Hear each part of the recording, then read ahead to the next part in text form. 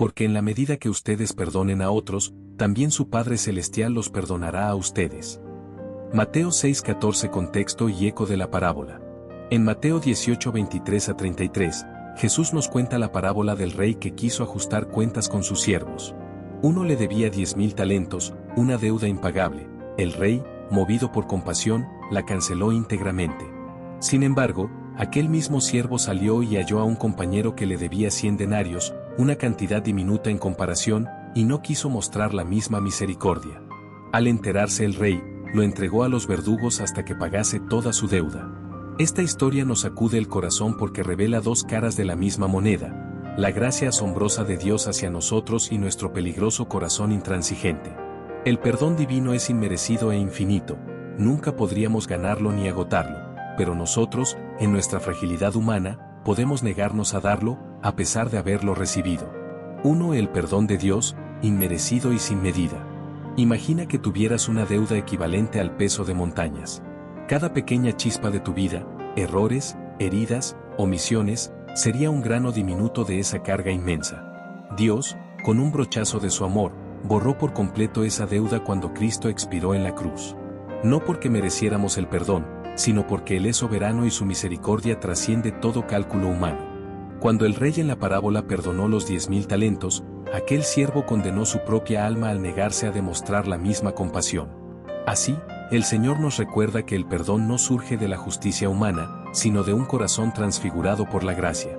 Recibir el perdón divino es experimentar un manantial que nunca se seca y, a la vez, un llamado a hacernos canales de esa bendición para los demás.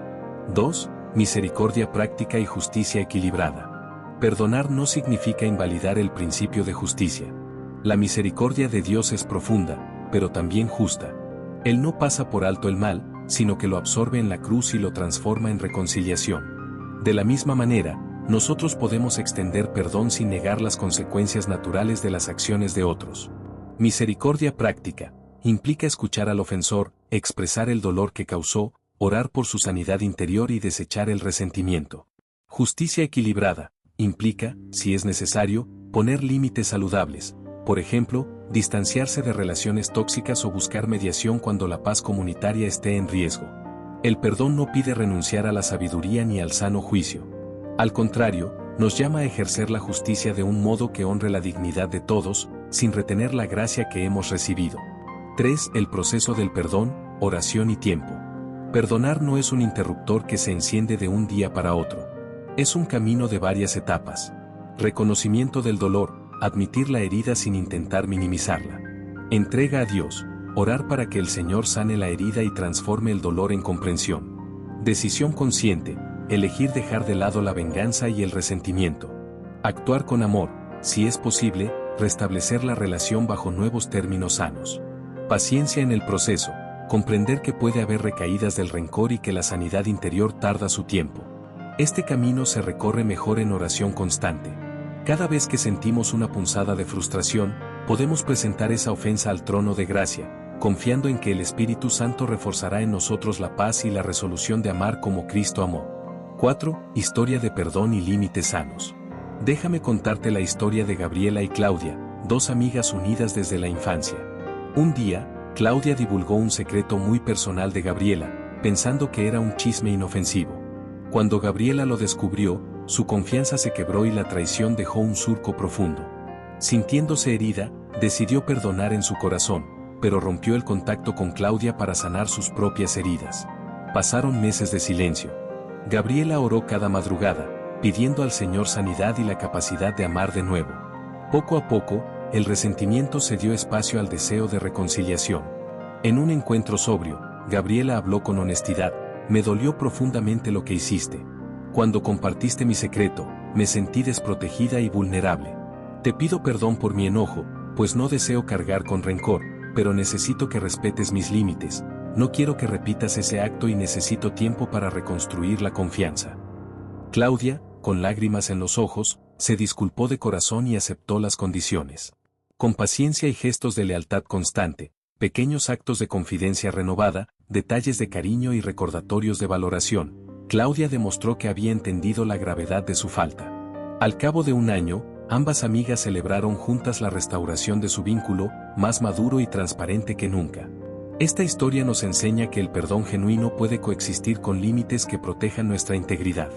No se trata de un olvido inmediato, sino de un caminar progresivo hacia la sanidad. 5. Alegoría bíblica, José y el perdón restaurador. La vida de José, narrada en Génesis 37:45, es quizá el mejor ejemplo de perdón que honra la justicia. Sus hermanos lo vendieron como esclavo, engañaron a su padre y fueron cómplices de su dolor. Años más tarde, en el poder de Egipto, José se encontró frente a ellos hambrientos y sometidos. Podía haberlos condenado a muerte, pero su corazón, revestido de la misericordia divina, decidió perdonarlos. No obstante, José no ignoró la gravedad de su delito. Les impuso la prueba de traer a Benjamín, su hermano menor, para asegurarse de que habían cambiado. Esa medida, sana precaución, no negó el perdón, sino que garantizó la seguridad de toda la familia.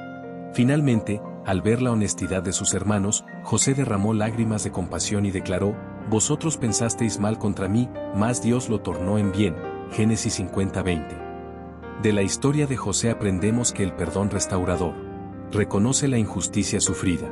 Se funda en la soberanía de Dios que convierte el mal en bien. Incluye medidas prudentes que aseguran un nuevo comienzo. 6. Nuestro llamado a perdonar como hemos sido perdonados. Si hemos recibido de Dios un perdón que excede toda frontera, estamos llamados a extenderlo igualmente. No se trata de un mandamiento vacío ni de una invitación al abuso, es la expresión más viva de que Cristo vivió, murió y resucitó para reconciliarnos con el Padre. Perdonar es un acto de libertad, liberamos nuestro corazón del peso de la amargura. Perdonar es un testimonio del Evangelio, el mundo ve cuán diferentes somos cuando amamos sin medida. Perdonar es un proceso continuo, cada día podemos renovar nuestro compromiso de no guardar rencor. Pero también sabemos que, como en la parábola del siervo despiadado, aquel que no extiende el perdón vuelve a caer bajo la esclavitud del resentimiento. Por eso, mantenerse en una actitud de gracia requiere humildad, oración y dependencia plena de la sustancia que solo Cristo provee. 7 pasos prácticos para avanzar en el perdón. Oración sincera. Comienza cada día pidiendo al Espíritu la disposición para perdonar. Registro de heridas. Anota las situaciones que aún te hieren, enfréntalas en oración y entrégalas a Dios. Declaración de perdón. En voz alta o por escrito, pronuncia: «Te libero de tu deuda en mi contra». Elijo no guardar rencor. Establecimiento de límites. Si la relación aún existe, define qué comportamientos no tolerarás. Actos de compasión. Ora por el ofensor, haz un gesto amable o ofrece ayuda cuando sea apropiado. Comunión con la palabra. Medita en pasajes como Efesios 4:32, Colosenses 3:13, Salmo 103:12. Paciencia. Celebra los días de victoria y confía en que Dios completará la obra de sanidad. Conclusión: el perdón que transforma. El perdón divino nos revela la hondura del amor de Dios, inmerecido e infinito. Al recibir esa gracia, vibramos con la misma compasión hacia quienes nos han herido. Sin embargo, entendemos que misericordia y justicia no son opuestas, sino complementarias. El amor restaura, y la prudencia protege. Perdonar es liberarse de cadenas invisibles, es reconocer que el otro también es objeto de la redención de Cristo, y es confiar en que Dios usará cada proceso de sanidad para formarnos a su imagen. Que hoy tu corazón se asombre de la magnitud de la gracia que has recibido, y que esa maravilla impulse tu voluntad a perdonar con generosidad, a establecer límites sabios y a recorrer con paciencia el camino de la reconciliación. Porque si ustedes perdonan a otros sus ofensas, también su Padre Celestial los perdonará a ustedes. Pero si no perdonan a otros sus ofensas, tampoco su Padre les perdonará las suyas. Mateo 6:14-15. Que esta verdad penetre tu ser y transforme cada relación con la potencia del Evangelio. Permite que tu vida sea un testimonio vivo de un perdón que sana, restaura y libera.